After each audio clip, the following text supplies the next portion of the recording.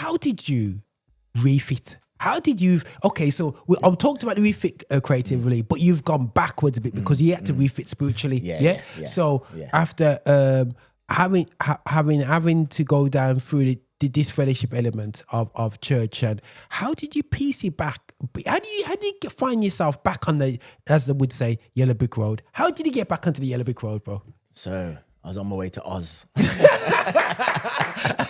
Yo, I see Tin Man, I see Liar, I see Dorothy. Yeah. No, how did you get back on it? It's a very good question. Yeah. And I went to a because I know enough man will go off, and then you'd never see Dion again. Affinity Xtra, be extra. The views and opinions expressed in this podcast are personal and do not necessarily represent the views of Affinity Xtra.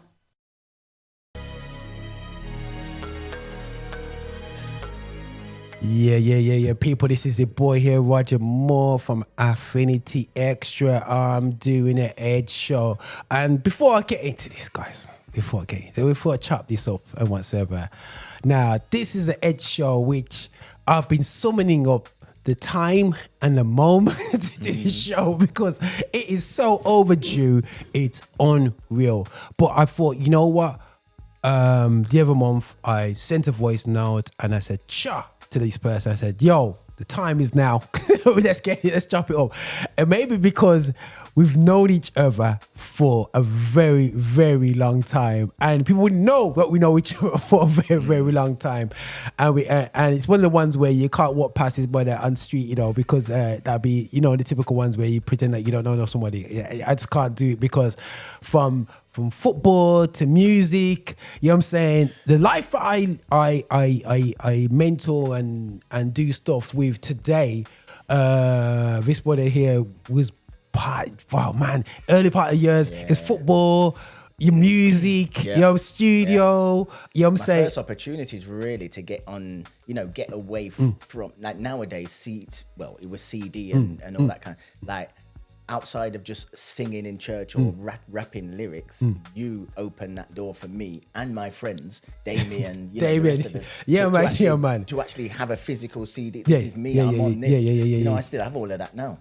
Yeah, boy, it's crazy, guys, crazy. That was days, and it's crazy. It was a crazy time because, like, we were I was in my 20s, bro. I wasn't even, you know, I wasn't no big man. And the joke was, at the time, you know, he took about in the 2000s. Yeah. Yo, like, technology was changing, but we still had to go studio. So we had to just balance cast, doing these, produce CDs, all these different things, gospel for you. Anybody who knows, you know what I'm saying?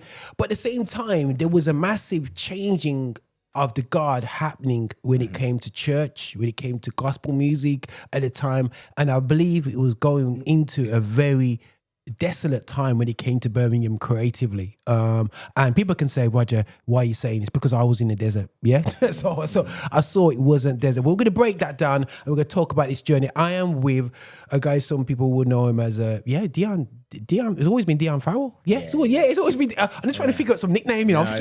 The guy that goes to everyone's church and chats their business. Dion, recently, guys, back in the day, it was I'll call him part of the Aberdeen Street Posse. You know what I'm saying? It's part of, So you had this young, I could say red-skinned brother because I was a red-skinned brother. There weren't many of us. So I was like, oh, is one of us in there still, But everybody's laughing now when they hear that. So we stood out. We are the light. You know what I'm saying? So it's like, oh, what about like brothers over there? But yeah, and when we did events, it was an interesting time. You know what I'm saying? And a lot of the people now, we're all big people now. You know, a lot of us be kids. We be picnic. You know what I'm saying? You know what I'm saying? And our children are late teens. Early 20s, you know what I mean? So we got some big picnic, you know what I mean? And a lot of life has hit our guys. And one thing I do say as well, and I say often, is I still don't feel that we were prepared. You know, what do you mean? Prepared for what? Prepared for. No, you're coming from a different angle, but we were who would grow in a test tube, this test tube of church. Yeah, Okay. we were so many things were hidden away from us. Yeah, the reality of lives, whatever. That a lot of guys got blown all over the place, bro. And that's when I say prepared as well. I say it a lot because a lot happened in our generation, in our time, which I don't know if the same will happen with now. Because remember, we saw internet come in and all that kind of stuff. Do you get what I'm saying? And smartphone and that our parents didn't see. See that? Changes like we were introduced. It's not like no one can advise us because no one's been through it. We just had to deal with that. You know what I mean? Because imagine now, we saw magazines top of. So let's be real. When it came to things like young men, you would be doing things like porn. Yeah. So the only way you can get access to that is getting to a top shelf and going into a shop. That's all we knew. You know what I'm saying? And then you've got within a few years, you've got access via internet. Yeah. You know what I'm saying? You're going in your internet and everyone's go, and then next thing you know, the world's changed. Yeah. And that's early 2000s. You know what I'm saying?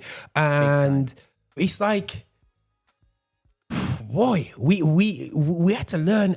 And now, for me, it's now a time where we are responsible not to just say what we didn't get prepared for, but actually to do something about it and to talk the realness of what we go through as young men going into big men, going through life struggles and being creatives. And Dion, I'll be honest with you, the creativity elements of what we've been good at never really fits into the power positions in church, in our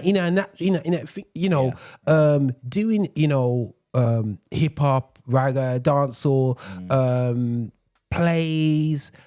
Acting, you know what I'm saying, myself, when it came to all the other stuff, the production, different things like that, it just never got seen as anything, you know what I mean, serious in our spaces.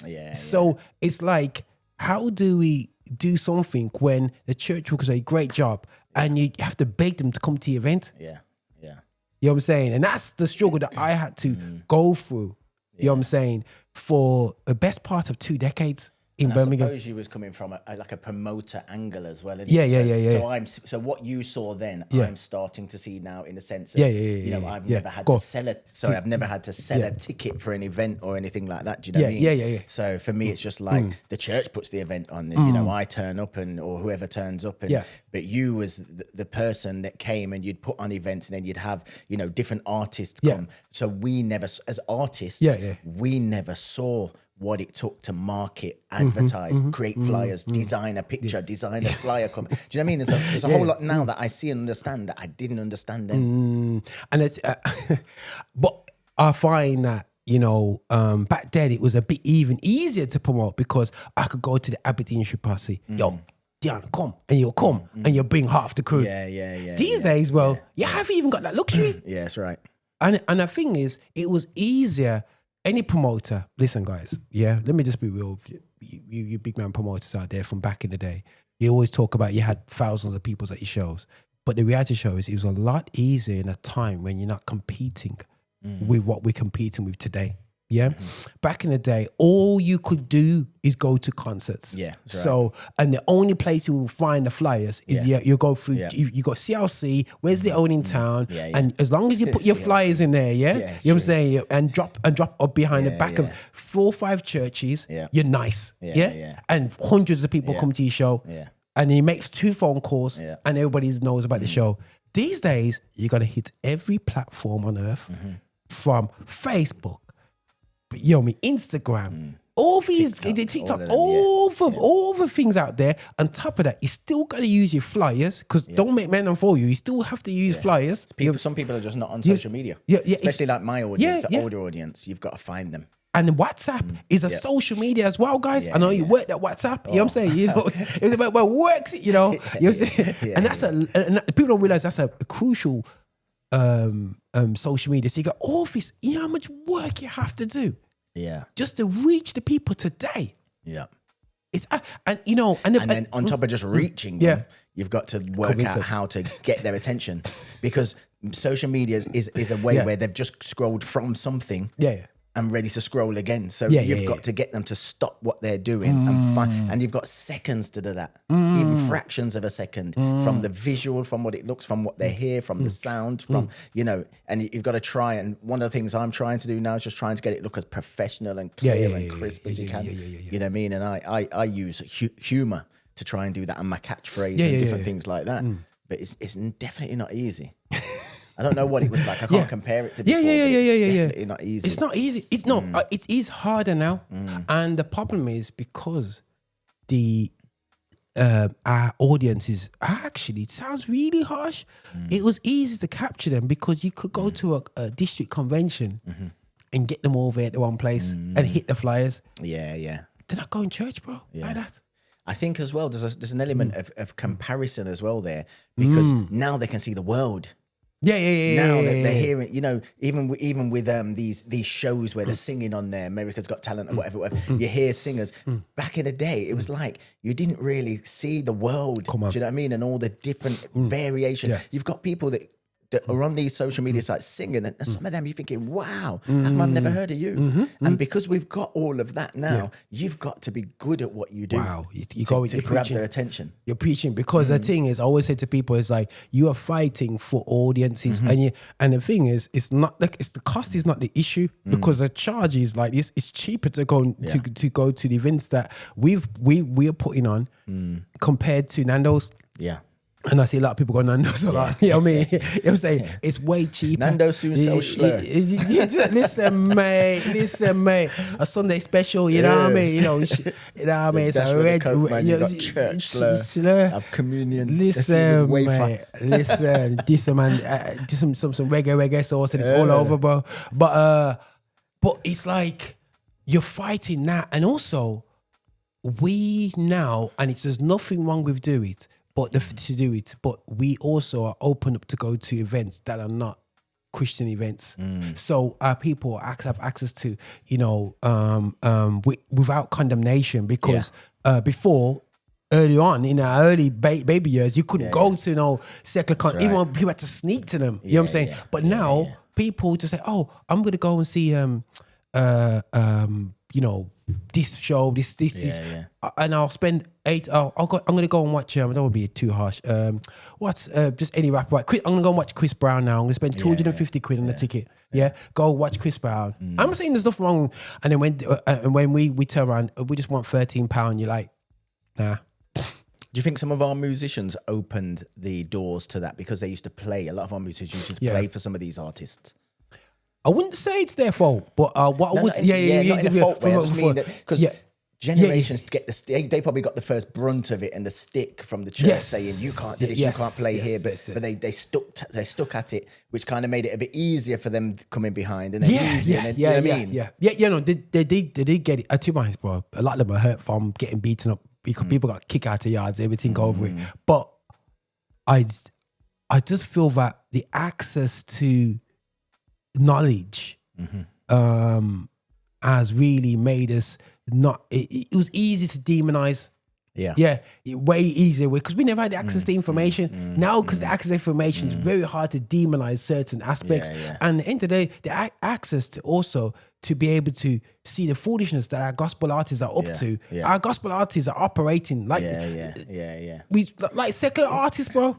So what's the difference between going to see Kirk and Chris Brown? Yo, the both were in the same vest. I don't want to get cancelled, but Kirk's wearing Chris Brown's wife's shoes. I see this man doing some footwork. I'm like, what? Bro, like, so for me, it's just like, yo, and I think that problem as well with gospel artists actually the integrity of them. We used to revere them. You know what I'm saying? And but they were like the big artists. I remember Kurt Franklin and them, like back in the day, Stomp and all of that. It was like, and like you say, you didn't see their lifestyle. You didn't see it. Yeah. And whether he was like as he is now, whether that's something that's, come along with time, or whether he was like that from the beginning, I don't know, because I never saw his lifestyle. But because we've now got cameras everywhere and we're pushing everything out, I can see what he's like now, and it starts to make you think, Yeah. And I think, like I said, the purity of Christian creativity, which we got introduced to because of the content, And at the end of the day, still, there is a we look at creativity, Christian creativity, and go, do you really believe that? And that's why I say it's important for us to talk our truth. You know what I'm saying? It's important for people to see you as a product, because in the world, they talk the truth and they live their truth. If they're going to rap weed, they smoke the weed. You know what I'm saying? If they're going to rap girls, they live, you know what I mean? They live girls. I think it's one rapper says, he's got 5 girls. They all know that he's got other girls and he's calm with it. And you're thinking, okay, you rap it, you live it. Yeah. I think there's the other side as well, though, where you have some rappers who portray themselves as gangster rappers, but they're not. They're not. Yeah, exactly. Exactly. Which doesn't really help your community. And try and make it like, this is my lifestyle, when it's really not. It's not. Yeah, It's not. Yeah. You know what I'm saying? But people call me that because it falls within a stereotype. You know what I'm saying? 100%. But I'm like, seeing you. Let's go back to yourself back in the day still. Yeah. So when I'm hitting up Dion, I heard about this light skin guy. He was singing in the choir. You know what I'm saying? It's a guy. I'm saying tenor. Yeah. Because there's only about 4 feet. There's only about 2, 3 of them. You say, you never have many tenors. No. There's usually men in choir are very few and far between. Number one, because men don't really sing. Or want to sing. Usually and when they are very good, they're soloists. Yeah. To sing as on a choir is very. You're kind of not good enough to be. A solo artist, but you enjoy singing. Yeah, you can just blend in. Yeah. No, 100%. I think musicianship kind of we were, when we were younger, it was the cross. If you're not good in musician, can you sing it tenor? No, you can't. Or sing a solo and singing the alters. No, you can't. So you're back looking at the desk. Yeah. That's it. Yeah, for real. You know what I'm saying? So that was the thing. So you was coming through there. Were you? And again, I'm purposely not going to your testimony here, not because I don't want people to. That's for another time. So you're coming into our spaces. You were about 21 at the time, 22. 21, yeah. 21, yeah. No. I was a bit older. 23. 23. Yeah. Sorry. Because I got married. That you're right, because I just got married, and when you just came to church within a year after I got married. Okay. So I came into prophecy when I was about 21 when I got married. Okay. Yeah. So is that right? I was about so I get myself trouble there. 24, yeah. So it would have been around about 2000. Yeah. So So you come into the scene. You got the singing. We had the wow going on as well. We was doing events like After Dark, and so coming from a background which wasn't a church background, you know what I mean, and you're coming into a What did you think of and you're from Leicester as well? How did you find the culture of Birmingham compared to Leicester? Because my friend always moaned to me about Leicester. He always said everybody knows everybody. So so Leicester is very much like that, because it's a lot smaller than Birmingham. But I think that for me, that everything that I was seeing now was totally new to me, because I grew up sound system. Loving sound systems, slackness, chatting lyrics on the mic, and that's how I, you know what I mean. So I'd always liked music, but I was just, most of my friends, hip hop, rap, R&B. I was just the ragga, just straight ragga, dancehall. Used to go on sound systems. I wasn't connected to a sound system, but we would help them carry things in to get in, the boxes and different things to get in the dance. And I used to just chat lyrics, and I was so small and skinny and everything. And they liked me because I looked younger than I was. A bit like, is it Different Strokes? That guy looks younger than he is. And I was like that. So even though mentally I was probably a bit older, but. And it looked as though this young guy can chat lyrics like that and he can do that, but I just looked younger than I was. And that's kind of where I was coming from. So to come to church, I just knew church from my grandma as yeehaw. You know what I mean? And tambourine, and it just wasn't like that now. So I'm walking into a space that just looks totally different from what I ever remember it being. Do you remember what denomination was the church that you went to when he's little? Do you remember the denomination? Apostolic, I believe. Apostolic? Yeah. In Leicester? Yeah. Okay. So, but it was Pentecostalism anyway. So straight up, Fire, like, jump, dance, kick over chair. Trust me. So coming full circle and you're coming to Birmingham, seeing the scene as it was almost going to a new sound. You're coming into it was going to a new sound, and people can say it's Roger and Shekinah's fault because Shekinah was at the time. I was doing rap, more orientated rap stuff, but Shekinah was doing that. How did you feel that? Okay, I can relate to these guys, this sound, or was it a case of cheesy church guys doing it? So, my honest opinion, a bit of both. Okay, cool. So the side I could relate to, and I'm not saying it because of you, but it was the hip hop and the rapping and what you guys were doing. What I found was when church people try to do ragga, I'm not talking reggae, not talking lovers, when they tried to do the hardcore ragga, they couldn't do it. Okay. The musicians, they couldn't do it. There was only a few, like Shekinah brought that out. And there was only your Stitchy and your Papa San. And even then, it was a bit keyboardy, more Papa San, keyboard reggae. Stitchy, because I knew Stitchy from known personally, but I grew up on Stitchy. You grew up on his stuff, man. But church, even the musicians, it's like they couldn't play ragga. Yeah, it's all ching, ching, ching. They couldn't. Do you know what I mean? They couldn't. Do you know what I mean? Like they couldn't. They couldn't go there. So it's both. So the hip hop side. But remember, say I was never into hip hop. So someone who was into hip hop might be like, no, his flow's not right or whatever. Cool. For me, that felt like that felt good. But when I used to hear the reggae, I was thinking, it's not quite. I can feel you on that one. I can. So. Who were the artists that, when you first got your, I would say, when you got your CD or cassette and you was playing hard, who were the artists you were playing back then? Okay, so it was your Kurt Franklin's, Yeah. Yeah, it was your Kurt Franklin's, Fred Hammonds. Yeah. But there were also, goodness, I'm trying to remember now the actual CDs, because everything I had was CDs. Yeah. Like from CLC and stuff like that. But from a reggae perspective, it was kind of your Papa San, your Stitches as the main two characters. I'm just trying to think who else. Was there like when it came to rap, was he into like the cross movements? Any of them type of cross movements? I'm thinking there was cross movements. Yeah. There was one called Grits. Grits, man. Grits, man. Goatee Records. Yeah. There was quite a few. I've got a lot of CDs now in the loft, do you know what I mean, that I used to listen to. But it was kind of, there wasn't much reggae or dancehall reggae around at that time. There wasn't. Stitchy and Papa Sam were kind of your go-to guys. But you did have, who was that other group? Was it like, it's not Rastafari, but their name's something like that. Christafari. But they weren't. Yeah, no. It was like, That's the thing is they're a big group, bro. But it's almost a case of they're so successful in Europe, but that authenticity, it's a bit doesn't connect in this country. That you know what I'm saying, it doesn't connect right. You know what I'm saying, and it's hard because, like you say, that what they're doing is good and it's nice. But it just when you're coming from hardcore rap, it was hard to find that. It was hard to find that. And the thing is, the joke is, I never knew you could do. You're coming from that culture until I was talking to Leon about like, okay, right, I'm gonna do gospel for you. I was gonna do gospel for you, and so for the ones who don't know, my wife was touring, doing albums and LP, was doing EPs and stuff.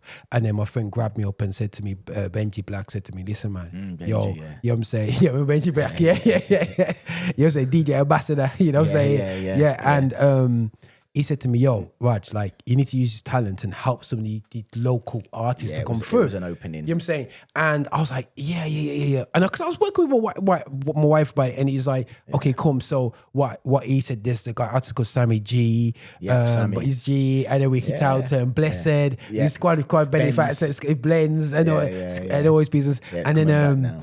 I remember Damien said, yeah, man, God, I'll do rap team and I'll get Dion, man. You know what I'm saying? And the group called Redeemed. You know what I'm saying? Yeah. I don't even know how we got that name.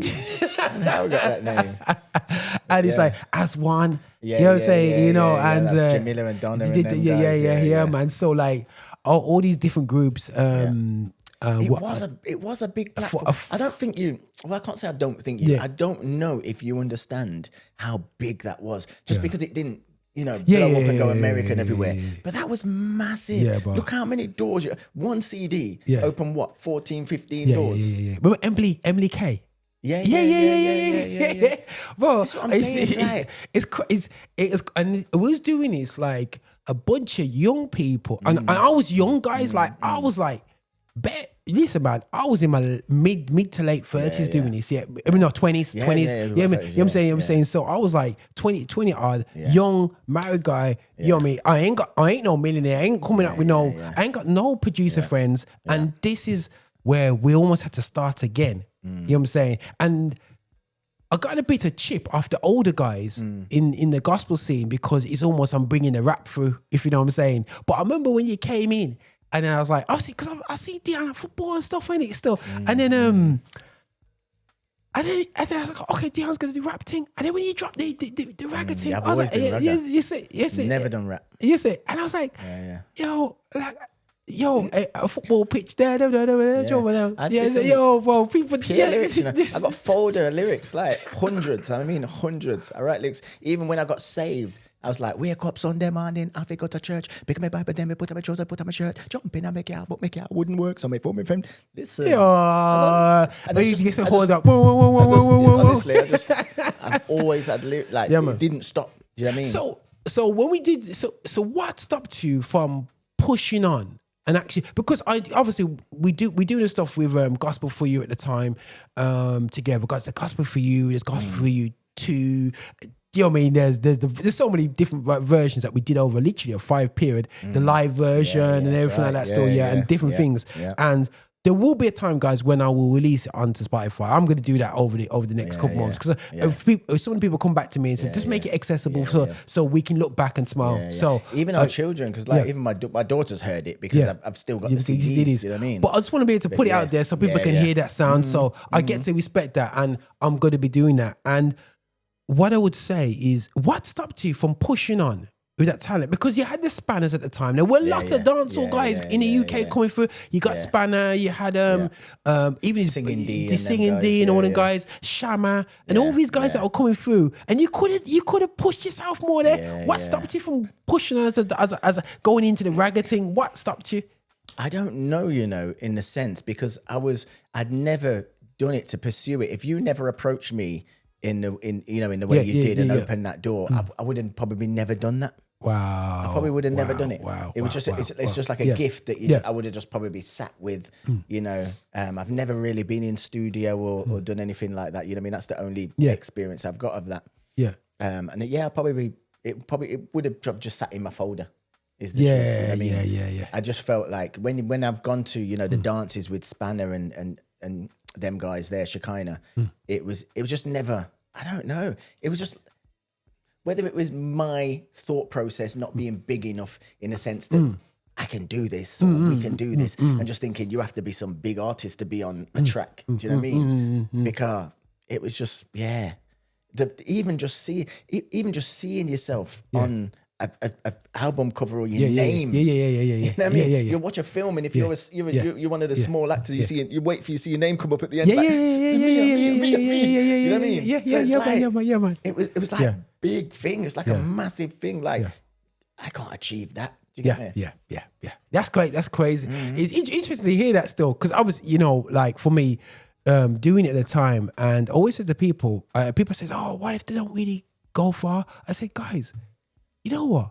If it's just opportunities and experiences for people at the time, you know what I mean, to understand what they're doing or what they're doing, creativity, just to have an opportunity, you know what I'm saying, And the joke is, bro, there were some bangers on them on Gospel for You, bro. And you know what, guys, I am gonna look back and definitely bring it out. But we was being creative in terms of that urban field.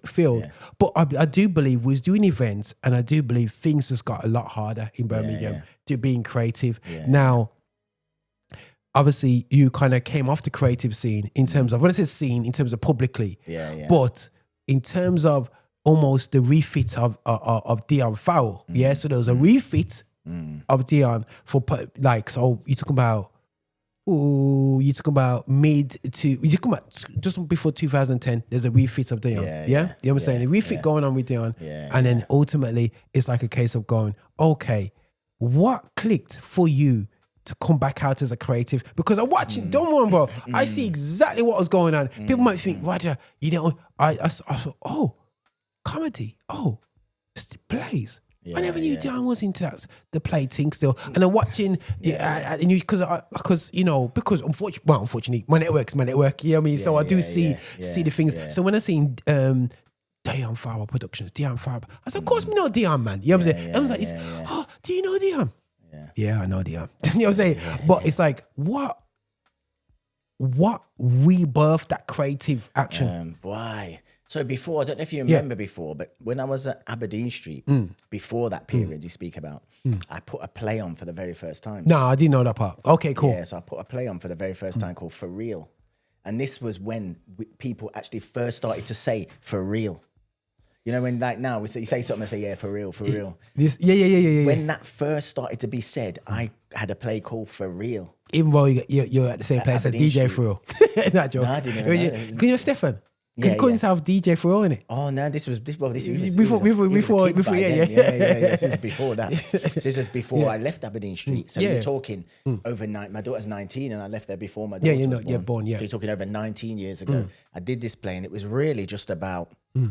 I can't even remember the reality of what it was about. It was just about somebody that was living a life, went the wrong way, a bit like a testimony, living the wrong way. You know what I mean? And from there, I could always write. And I got that that creativity a bit from lyrics and different things like that. And I was always, even from at school, I was very good at storytelling and things like that. It was something at school they used to always try and get me to pursue, and I just thought, nah, I'm not. It's not something I want to pursue. But yeah, I had a spell. But the actual coming back to it was, I'd actually left church for a bit as well. Okay. Because of experiences that I had in church. Like when you talk about disfellowship and things, these are sides that I've never shared, publicly. I've had periods of being disfellowship, kicked out of church. I've heard about the backbench and this, that. I experienced it, and I was probably one of the last people to get disfellowshipped and stuff like that, publicly and stuff. From memory, I might not be, but I can't think of recall anyone else after me. But there was a period where I got disfellowshipped, and really, from a church perspective, it kind of turned me away. Yeah, of course. I just saw it in a different light.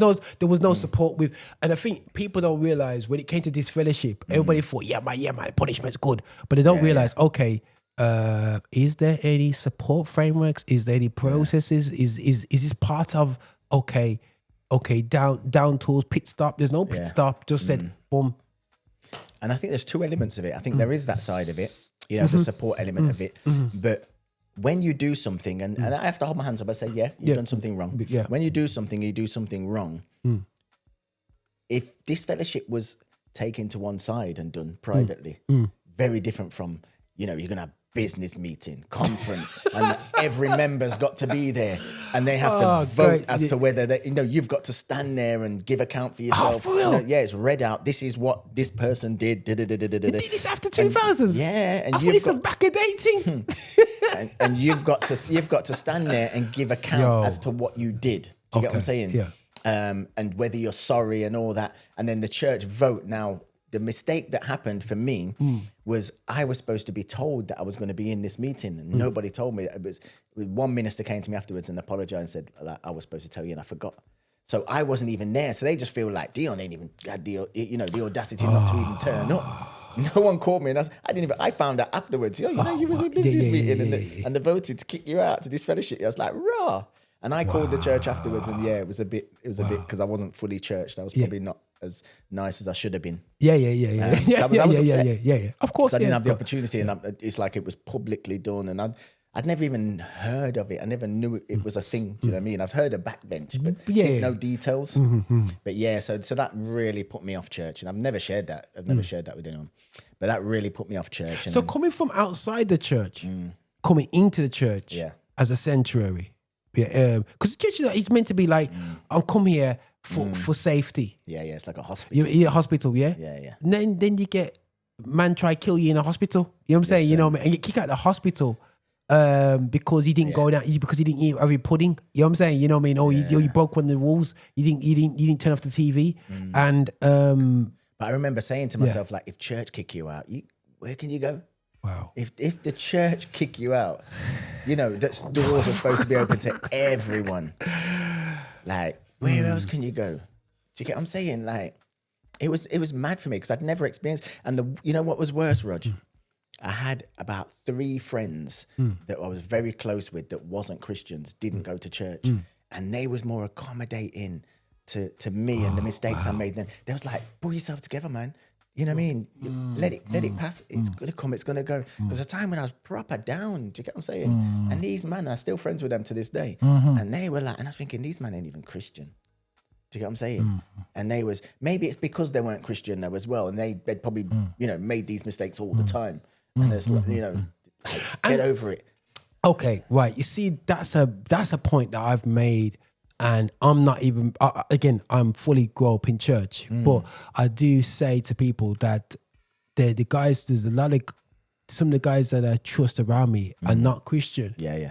And I find that in our age group, the lack of men, and I don't want to say real men, the lack of men, and on top of that, the scary part is when you want the same brother that you ramp with in church, and then when it comes to the voting out, you go, Brethren, you know what I'm saying? And then even when you're outside, they don't even, it's like, yo, you blocked. You know what I'm saying? You're like going, yo, you blocked. It was a cancel culture. Yeah. Disfellowship is a cancel. It's church cancel. It is. Council culture, you know. And it's the same. It's the same as when we talk about Black history and having to sit on the back of the bus because we're seen as lesser. Yeah. That's what backbench was. It's the same. Sit in the back of the bus. You can't sit up front with us. Do you know what I mean? And disfellowship was cancel.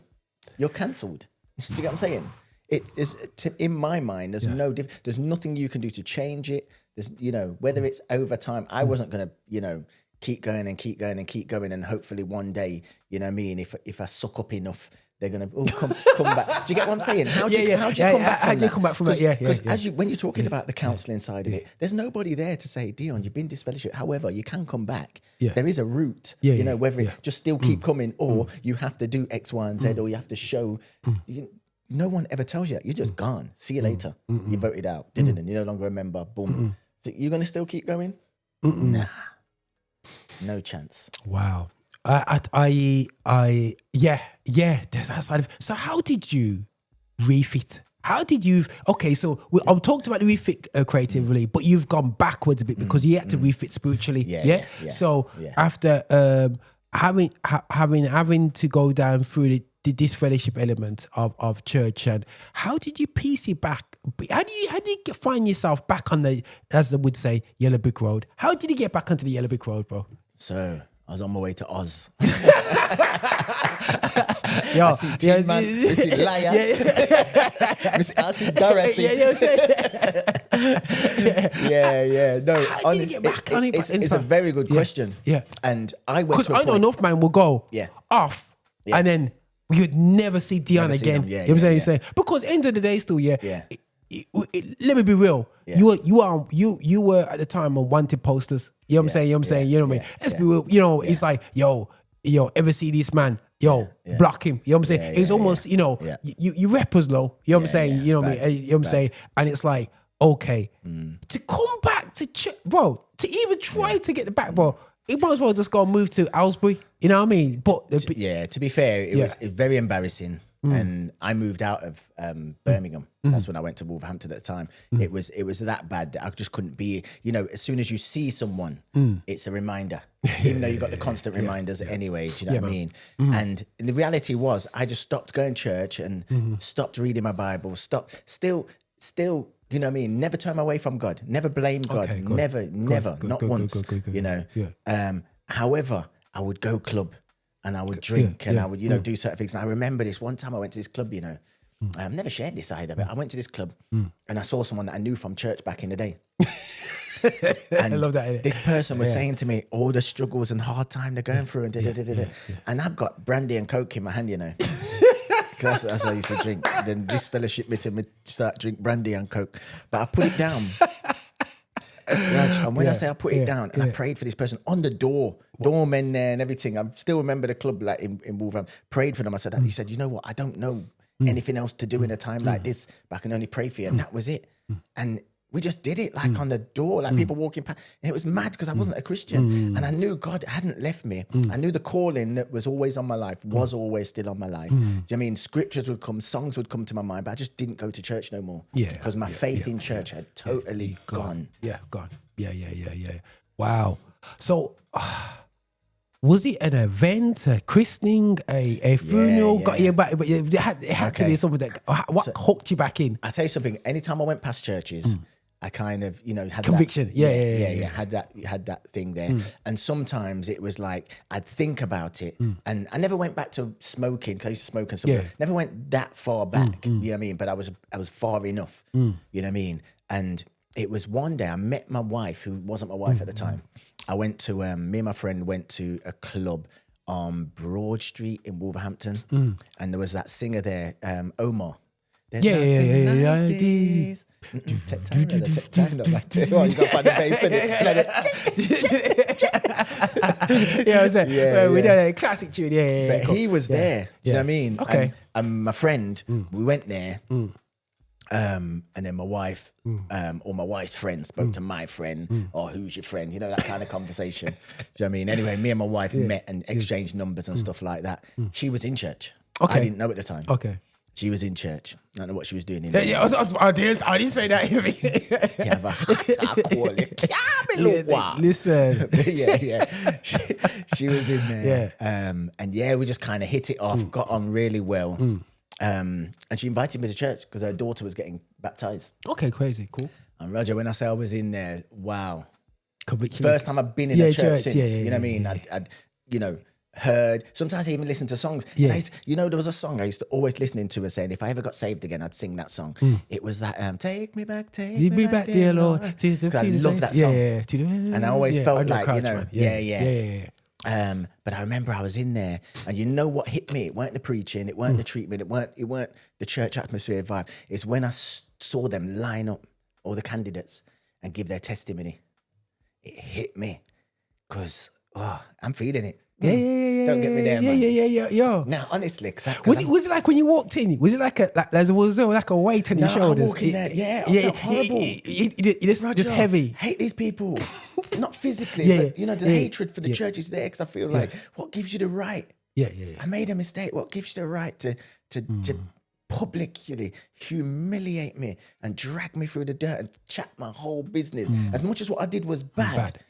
When I look back at time, I think most of their children's done the same thing, or similar, or whatever. I'll see. It's not the pointing finger thing, but you know what I mean. I was made to feel as though what I did, there's no coming back from. Like when you talk about scripture and you talk about the Bible, talking about blaspheming against the Holy Spirit. I was made to feel as though I'd gone that far.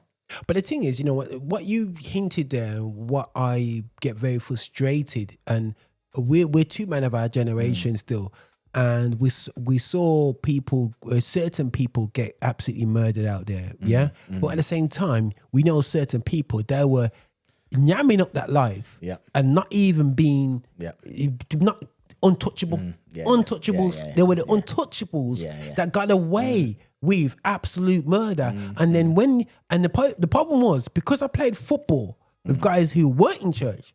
And they'll go, oh, you know that person. Yeah. You know what I'm saying? That was the worst part. You know what I'm saying? Oh, you know It's that true, sister in church. Yeah. You know what I'm saying? Oh, she's doing the worship team. yeah. I said, oh, easy. Okay. You know what I mean? Mad So the thing is, there was a lot of double life but then you got made out like man, we caught this one. And absolutely got flogged. Yeah.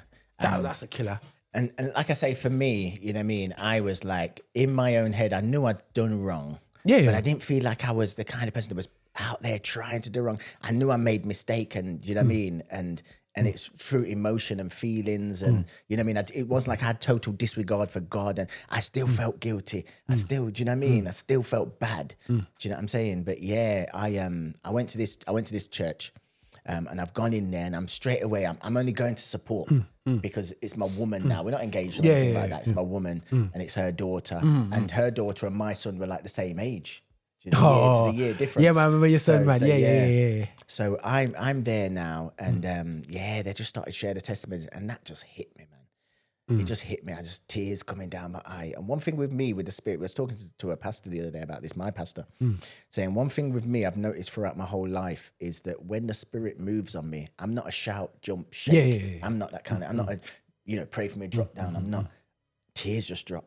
I don't bawl. I don't make no noise, but I just can't stop the tears. That's how the Spirit just, with me. Yeah. And you see me there when I get emotional. It's just that. Yeah. But that's how I was. And I was just sitting there crying. Couldn't stop the tears. And you're just like... hoping your eyes are not red. And you feel like everybody in there knows you ain't saved. Even though nobody don't know if I'm saved or not. They've never seen me. I could just be a visitor. Yeah. But I'm feeling like everybody in here knows I'm not saved. They're giving their testimony and they're all looking at me. And it got to a point where I just said, enough's enough. I can't, I know God's real.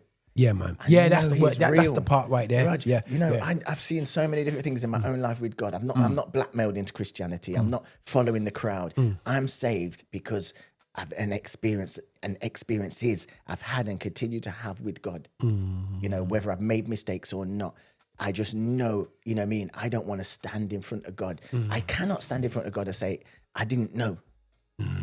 I know. And I'm sitting there, Raj, and I don't know I don't know how long I've got to live. Yeah, man. Even though this was like 20 years ago. Yeah. And I'm there, I'm thinking, you know what? I'm playing with my life here. I'm driving with no insurance. And the sentence is bigger than, go jail. Yeah. And I just, the altar call, I don't remember walking up there. I just remember being there and just crying. I just said, God, I give my life, I know I've made mistakes. I know, I just lay it all out like I'm just a man. I'm sorry. It's just that. Yes, and I got saved there, and then I wanted to get baptized there, and then I didn't. Then my wife got saved just afterwards. Okay. And then we got baptized together. Crazy. Yeah. And that was it from then. And then going back into the creative side of things, what happened was that, the church was boring. They didn't have. It was all. One thing I liked with church was worship. Yeah. Worship. Sometimes I like the word when it's because I like fiery. I know everybody don't like that. I like fire, but this was boring, and there was nothing really going on else. And that's where I find me as a man. I lead astray. When you don't keep me occupied and keep me busy, I'm gonna lead astray, and I'm just gonna whatever.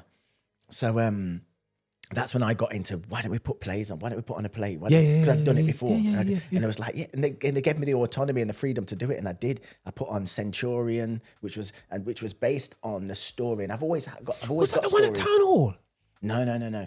So this was in the church that I go to now in Heathtown, Harvest Temple. And what the story was based on, Centurion, was, the Bible when it talks about Jesus being on the cross and the Centurion saying, surely this man was the son of God. It was based off that. So I basically created his lifestyle. And I was just very good at things like that. And there was lots of other things. There was other events I put on, like Almost Persuaded, which was basically based on the scripture when Paul testified and said that almost persuaded me to become a Christian. Cool. And just things like that, that touch me, that I write about. And I've got lots. My phone is full of stories, full of different things, full of plays, and I just feel like it's just something that God's gifted me with. I don't know where it came from. I didn't set out to say, I want to be a Spike Lee. Or even a Tyler Perry, because he was the guy that was doing the plays, you know what I mean? But it was just something that I thought, and the support that's been there, because even the Aberdeen Street one, it was full. And every time I put a play on, and I don't know why I even considered putting my very first play on at, my first play before, I don't know if you remember before, was at the Alexander Theatre. That's it. It wasn't Town Hall. It's Alexander Theatre. I thought, hold on, Dion, because that's the first time I seen your name for a minute. Yeah, for a minute. And I saw, you know what I'm saying? And I was like, yo, Alexander, it's gone. Oh. Yeah. All right. It's like that still. And I don't even, to this day, because to do a play for the very first time, I mean, you've done it at Aberdeen Street Church, but to go in, to pick a theatre and, pay the deposit and have faith that you're going to sell enough tickets to cover all your costs. And it did. Yeah. And that's a part that people don't recognize. Like when I find that when we and sometimes it's really good going to venues like that. When myself, I don't like doing events in churches. Two reasons for that is facilities. And it's sometimes the lack of professionality when you do the event there. 100%, You know what I'm saying? You know, at least it's very much more black and white when you when you work in the second venues. In Plus, the proper industry, industry, and on top of that, it's accessibility to all. Accessibility, it caters, and people have they have a perception. As soon as you put on an event, so there's a few things for me because a lot of churches ask me to put plays on in their churches. Number one's capacity for me now. You know, just where I'm at, which I thank God for. Number two is, like you say, the actual facility itself. There's certain things I need that the church can't give me, like wings and curtains and that kind of thing. And you've got to literally mash up their church just to make it make it work. And then you got to put it all back together again. You got your acoustics and all the rest of it, the ambience, and then you've got people who don't want to pay more than £5 to go to a church. Wow. They don't care that you've got cast members to pay them. You know what I mean? It just is what it is. You ask them for £10, you're really pushing it. Do you get what I'm saying? And it only holds 300. How's that going to cover my costs? You get what I'm saying? So to them, it sounds you're raking it in, but they don't see all what's going on. They don't see your marketing. They see your Facebook ads. There's a lot of things. I've got people that have, run around and I fly myself and all of that. But definitely having events in churches is very difficult. It's not something that I'd like to do it, but it just doesn't work. The logistics don't work. And like you say, some people will not go into a church if what you're doing is a sense of evangelism. So my son, he won't go to church, but he'll come to my show. But he's getting church. He's surrounded by church because he's in a safe space. Do you know what I mean? But it's just like that really for me. So I did that. And I think church has to realize the damage that's been caused.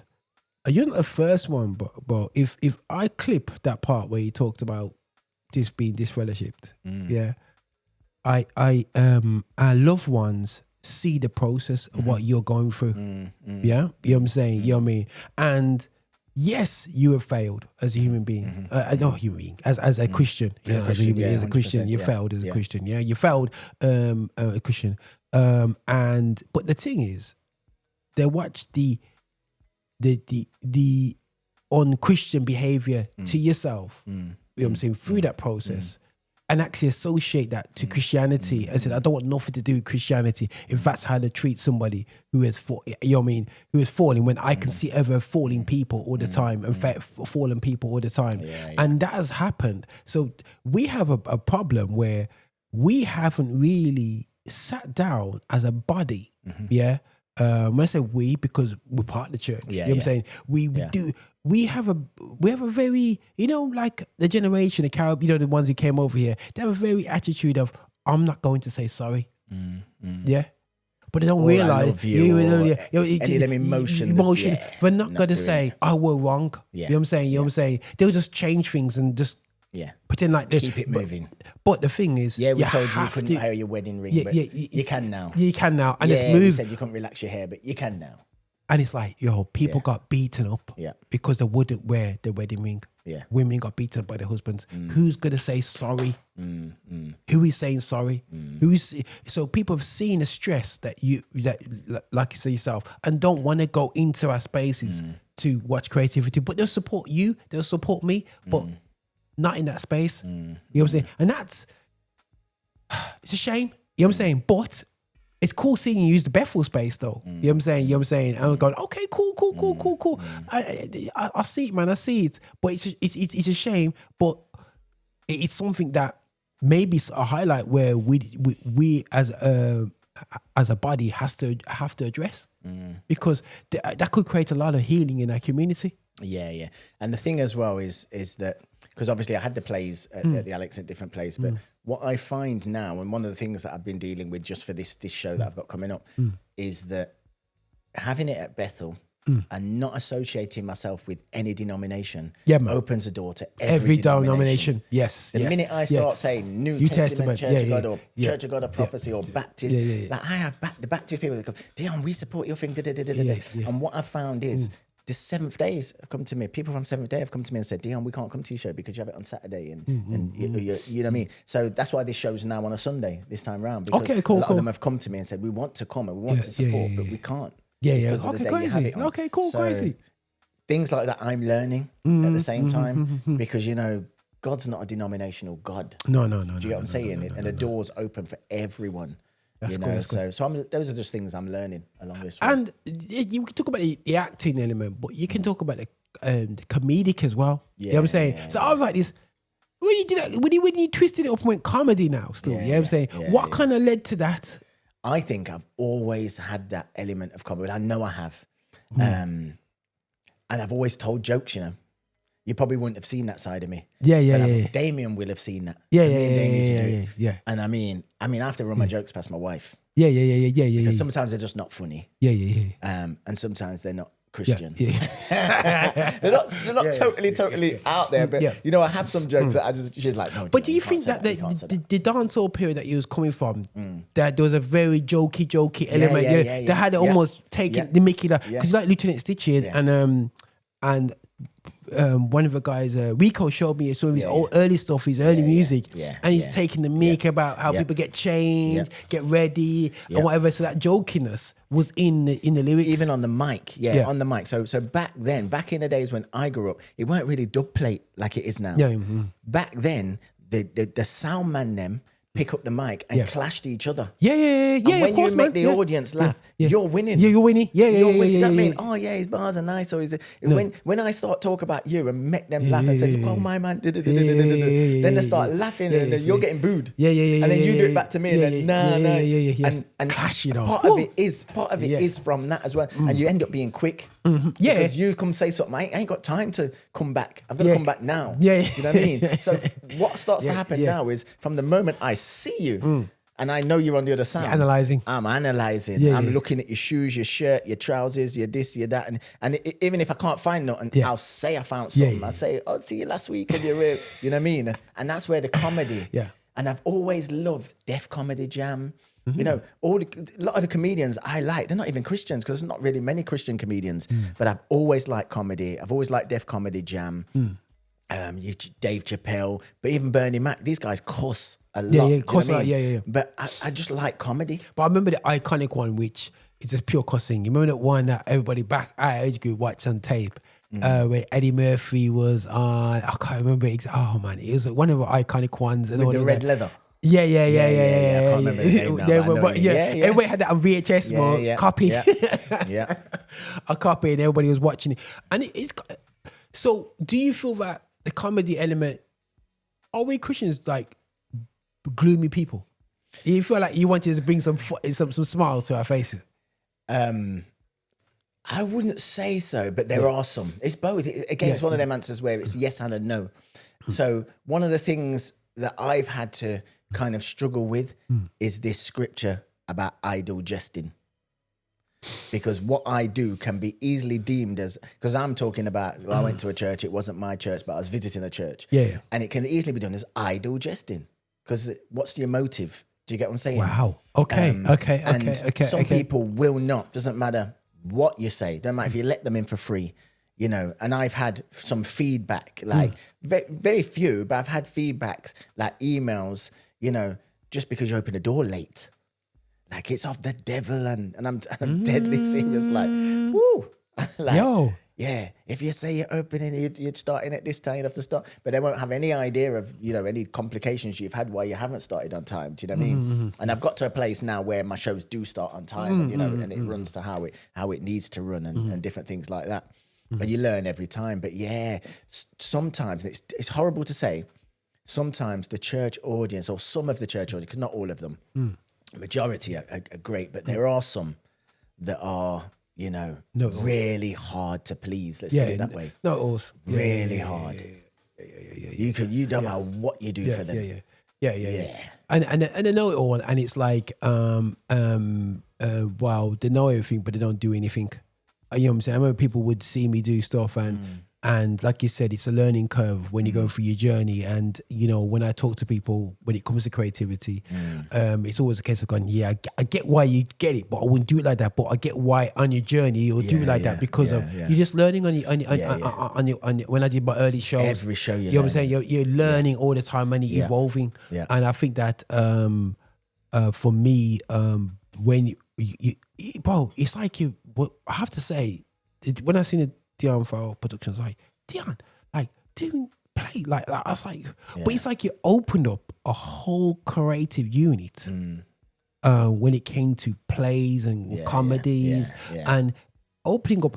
Now, admittedly, guys, I am not the guy for plays. I am not the guy for comedy. Just being no, bro. Listen, you're coming. Yes, You're coming to this next one. Listen, you know what it is. I'm more of a. You like to joke though. You like to joke. But So I don't get why you wouldn't like comedy. I don't. You know, when it comes to watching programs, I don't watch. When it comes to comedies, I watch more. I can't watch stand up. You know. Seriously? No, I don't watch them things. You say, you know, stuff like that. So when it comes to comedy and like plays, like what more now? My wife's the opposite. Yeah. Like she can sit down. Watch plays. I'm like, watching plays. Like she's into acting. Me, I just roll up and just. Because don't forget, you've got the element, you've got the singing, you've got the music. You know what I mean? The last one we did, Samson, it was like our biggest audience, like 1,500 people and stuff. You know what I mean? But we had like 70 people involved. Like cool. Choir and all different kind of stuff. And sometimes I can understand why some people won't like Christian plays because sometimes our professionalism and what we charge you on money, but we're not giving you the value for that money. Okay, cool. You know what I mean? And probably fling down 2 chairs. And, you know, you're supposed to pretend that's a car. No matter how many times I'm staring at that stage, that's a chair. You've got to, you know what I mean? You've got to step it up. You got to step it up. You've got to, you know, do the best you can. You know what I mean? And I'm not there, and by any means, I'm not there yet, but I'm doing the best that I can with the resources that I'm working with. And people seem to really enjoy it, and it's getting better, and it gets better as we go along. But the stand-up comedy is just something that I've always liked. I've always liked us to do jokes. And you'll laugh. I know you. I know your personality. You will sit there and you will laugh. That's the worst thing. You'll sit there and you'll laugh, but you'll say you don't go. You need to. Cool. Now, one, and I think one thing I will kind of like. I think it's too much, but I think it's fantastic. I think you know what it is for me. It's engaging in the creative element, which is not being engaged with on a level where. I think it's absolutely fantastic what you're doing and how and it's an area which no one really thinks outside of an evening program to go where you went to. You know what I'm saying? And are people really going to turn up? You know what I'm saying? You know, and are people? But the thing is, what I do like is that you've been consistent with trying to promote it through a period of complete change. You started before COVID. And I remember you went into the COVID period and the world has changed and you're still, a lot of people said, I'm not going back to it, you know what I mean? But you went back to it quick and you stood up and said, yo, this is how we're going to do it. You know what I'm saying? You know what I mean? And you're staying focused. Like you said, I've seen your t-shirts, the branding that you do and, you know, the banners. I remember the banners in town. You know what I'm saying, bro? You know what I'm saying? You got the banner out and you're talking for us. I was like, yo. The thing is though, like even like this last one. So one of the lessons I learned from this last one was people not getting it. So if you picture Bethel, the queue to get in went right down and out the gate. I only seen that at like CC Winans. Of course. And I'd never think that I'd get that from one of my shows because over 500 of them turned up on the day.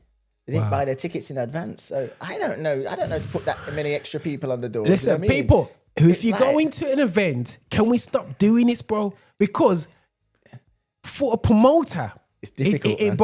It's a grey hair that you don't need. You know what I'm saying? My biggest fear. And some people might turn around and walk up because they're out there for over an hour. Bro, like, dudes, can we start buying our tickets early so we can just do the QR code? Because when it comes to the Chris Brown concerts that we plan to go to, we pay for a ticket beforehand. Beyonce, all a year. Well, you know what I'm saying? We pay for it in advance. You know what I'm saying? You know what I mean? All these shows that we go to, we pay on time and we pay early. But when it comes to our people show, wait to the last minute to do it. I got told off for starting on time. So I've changed my whole process now. I start on time, and I tell everybody we're starting on time, whether you're ready or not. Wow. And I got told off because people were still queuing, but that's not my fault. Wow. And then you go the other way around, you get told off because you don't start on time. Like, my thing is, we are going to start on time. Did you? Yeah. Someone just dropped to me because at home I still got the Tyler Perry plays. Medea and all Medea, those DVDs or whatever. Period where in the early 2000s where everybody was importing saying, was that something that you watched back in the day? Or? Yeah. Did you like it? So when Tyler Perry first come out with not the Browns came after. The first one was it not Why Didn't I Get Married? Is it Diary of My Black? That's it. Diary of My Black Woman. Like, I found that hilarious. Honestly, I found and it really suited because at that time it was VHS. Yeah. And at that time I had so many deaf comedy jams. What's his name? Russell. Russell Simmons. I had loads of them with all the comedians that we know now. Cool. Do you know what Crazy. I mean? So this was the very first time I saw something on a Christian level, you know what I mean? And it wasn't stand up, but it was funny, like Brown, and I loved it. And then it went to the Browns, but it was Brown that I really liked. I found him as the hilarious guy he was out of all of it. Do you know what I mean? Mm. But then as it went on, I don't know if it was just me seeing more of Tyler and the things he's doing or whatever. I don't know, but it just didn't have that same impact on me. It just didn't have the same on me at all. But do you see yourself going into a bit of filmmaking? I've got films written already. Okay. I've got films written already. For me, the only thing stopping me from, bringing them out is funding. I've got films that are Christian films. I've got one film in particular that is just like a normal film. It's not a love story. It's I don't want to give away too much of it, but it's literally like a how can I describe it? Something a bit like Catch Me If You Can. Okay. That kind. It's like just a normal film. It's not like the feeding a negative narrative or anything like that. It's just a good story. Good bit. I say, is it crime? It is a bit. Just a decent story. And then I've thought about, do I make it into a series? Do I long it out? Do I do this? So I've got them things already. So, okay, guys. So being as I've got decent cameras around me still, I might have to talk to this guy off camera still, so I'm, to be honest, one of the biggest problems I've had over the years, to be honest, Dion, is that there's no Christians or writers around me. I've had the equipment, the gear, and you got Netflixable movies. I've got the stories, man. You know what I'm saying? Because the thing is, one thing I know with myself is that I weren't going to do a Puff Daddy and start rapping, over my own beats. And get fat and knock up and I wouldn't say get rid of Biggie and Tupac, you know what I'm saying? And have mates next to me. You know what I'm saying?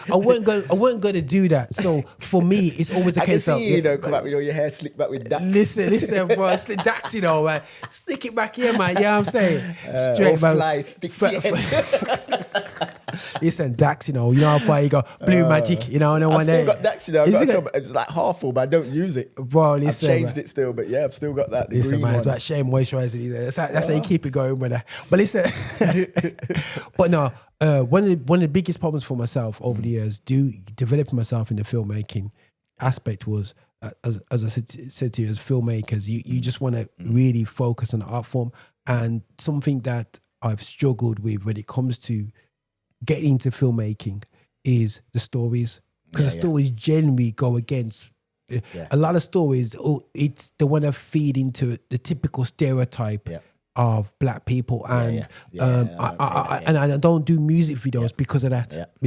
And I do it now and again if the story's right. But my biggest thing is there's not enough Christian writers that have the conviction to just go full in, because when you got the writers, but you go like this, yo, I'm ready, and they're like this. I can imagine there's a lot of logistics. I've not done it, so I know I've got Barabbas, which is my first play. I've got the location. I've got everything for that in place. Oh boy, I've got three. This is unlike. This is right in the podcast. We negotiated right here. No, now I think that for me, it's all in God's time. But what I will say is that I said to you before, Supercell. People says to me, yo, Roger, Supercell Series 2, he's going good. But I said this, and I did a blog about it. I could not watch episode 2. Now I'm a guy, I'll bang out Netflix all day long, bro. Feel No Way, periodical dramas. I'm all into them type of things, Last Samurai, Physical Asia, you know what I'm saying, Squid Games. I'm all on that still, yeah, crazy. But I couldn't get past episode 2, yeah, episode 1, because you had the black man for being a gangster. You had the black man cheating on his missus. You had the black woman being this. You had the person being this. It just felt like a stereotypical. And I want our writers, I'm not saying you can't depict them stories. Yeah. But to be positive, there's a part of it. When you're watching what Tyler Perry's doing right now on Netflix, it's like you sit down going, we're going to have a fun movie right now. And when you watch something, you're thinking, how did I get here? And it's just, how do we create wholesome content, which is real, but not begging stereotype? I've got them. You got them? And All right. He's got them. We'll talk off camera anyway. It's just, when you got ideas and stuff, you got to keep it to yourself. I can't be publicly pushing that. But yeah, man, honestly. Got it. Yeah. All right, people. So the 2026, you might see something, people. Hey. I did speak to someone already about it, and it was sound people and choreographers and this, that, and the other. Yeah. Who knows, man? God, everything in God's time, man. All right, cool. But now, guys, definitely, when it comes to Dion Farrell, do put it in your search engines, because this guy is banging out event after. Literally, I'm looking at every 6 months. Is it literally every 6 months? So we got December the 28th. Yeah. It Wasn't My Church, which comes off the back of my comedy stuff that I've been saying. It Wasn't My Church, but we got the comedians coming out that night there. So that'd be a good. And the Leicester event was what? When was that? Samson. When was it? August that was 8th, wasn't it? Yeah. So literally, it's like a cycle of every few. It's like as they settle down, and Vincent saying, "Ding, ding, ding, ding." I'm thinking, brother. And I'm looking at touring. I'm writing another play, which is going to be my next play. Okay. Which nobody has ever done. I've never seen this. There's a storyline, a Bible storyline again, but I've never seen anyone do it. And I'm not going to say it. Okay, cool. Yeah, of course. Yeah. Man, we'll put it in Chat GPT and just try and fake the funk. No one there still. But no, that is fantastic, bro. And what I will say, guys, listen, it's not hard to see Dion Farrell stuff, because, to be honest, his stuff is just plastered all over the place. And I have to commend you on that one, bro. You know what I'm saying? The way that you basically, I cannot hide away. I cannot hide away from it. And, when I talk to the guys, and that guys talk about it on the radio shows, on the station, and so on, like that. So, and I know a lot of the presenters are involved, and you know what I'm saying, and in there. So, it is actually fantastic just to talk to Dion.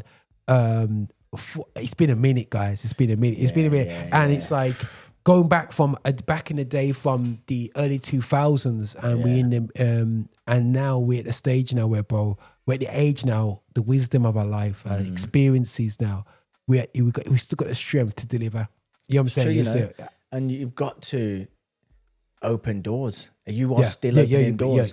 I'm now starting to be able to open doors. So I get a lot of people that will contact me, Dion, I'm a writer. I don't want to have plays and be playing people's songs and singing people's songs. I want creatives. So, obviously when we chat, I want creative people that write songs. So I can pay you. I'd rather pay you royalty than pay someone I don't know. Bro, and come on try now. and support, your growth and things like that. And even the filming side of my shows and productions and stuff like that, there's a lot, man. We're in positions, and I'm only just getting into this place, but we're in positions where we can open doors for a lot of people. People have to start somewhere. But the thing is, we have to do what wasn't done for us. You know what I mean? And we've had to kick out open doors. You know what I'm saying? Kick out open doors unnecessarily. You know what I'm saying? But let's learn from our forefathers and know that we need to. When you kick through a door and it throws back, you stick your foot out. No. Come true, person. You come through. That's what we haven't had for us. It's almost a case of you've got to open your door for yourself, because I had to go through that pain. No. We've got to elevate this community. It's very competitive, and even my comedians. So my comedians come from all over the country. And even with my comedians, when I did the first comedy show, at Church with the very first one that I did it at Bethel, and my comedians came, and you know, there was backstage waiting to be called on one at a time, and I'm like, what I do is different. Yeah. This ain't like, why you got to sit behind? Why come out? Come Enjoy on, the show. show. So I have them Yeah. out at the front. Okay. You don't have to sit like if you choose someone's joke, everyone's gonna know about it. You know what I mean? Like, come out and enjoy the show. This ain't we ain't. You know what I mean? It's like you just do things the way you feel led to do a thing, and you don't try and copy no one's thing. And you know what I mean? It's just different. I work off what makes sense rather than just, I've got to do it this way. You've all got to be at the back, and we've got to call you out one at a time, and then you've got to go around the back, and you can't watch none of the rest of the show. Like, no, come out, man, watch the show. Get on with it. Yeah, no, that's cool. That's good, man. That's good, brother. That's good. And I said to people, listen, check out Dion Farrell. We can be here for another hour easy, guys. We could talk about old times. We could talk about good times. We could talk about bad times. We could talk about all days times. We ain't had no bad times. Is it? We've never had bad times. We lost our football Only game. you support Man U. You support Man U, innit? That's probably the only bad time. Yeah, we ain't gonna do very well this year. But yeah. Liverpool, guys, Liverpool. Here you go. It's gonna start now. It's the start of it because you'll soon find out that I'm not really that knowledgeable on football at all. It's about he's just because I follow Heskey, man. It's like, my wife says they throw banana skin at John Barnes. What you follow them for? Oh wow, she goes there. She goes. She goes there, but now, 100%. I think, guys, you know, a big up to D, you know, what I'm saying, and big up for big up you, man. Big up you. Oh. What you're doing is massive. Yeah, man, it ain't for you to big up yourself. Yeah, because that's self-praise and it's no recommendation. But what you've done, you know, and continuing to do is massive. Yeah, man. Love, man. Massive, Love. Love for that, flowers, man. Yeah. Take your flowers. Love for that, man. Listen, it's gonna be a time where I feel that, you know, Brum will be shining again. You know what I'm saying? And I believe it's not where it needs to be, but like. Yeah, man. It's gonna set nice, man. It's gonna set nice, guys. But this is Roger here at Affinity Xtra with the Edge Show.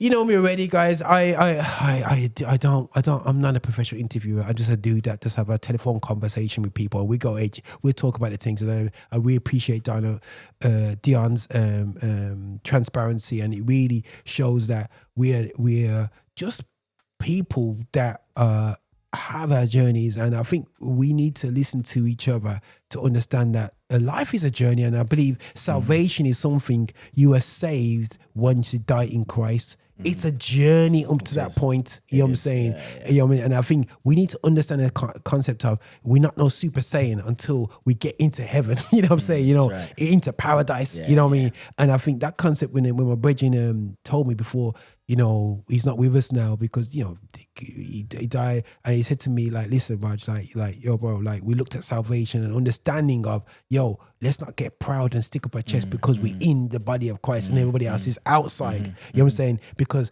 everybody's in the same water. That's right, yeah. Same shark feels different. The only thing is we might just have a little rafter little life, but we still can get nyam by a shark. You know what I'm saying? In life, it's not until you die in Christ, bro, that you know that made it, man. And you can lose it at the end. Whoa! You can be saved. I was thinking this the other day. You know, you can be a senior now and been saved all your life, and then the last two years of your life you mess up.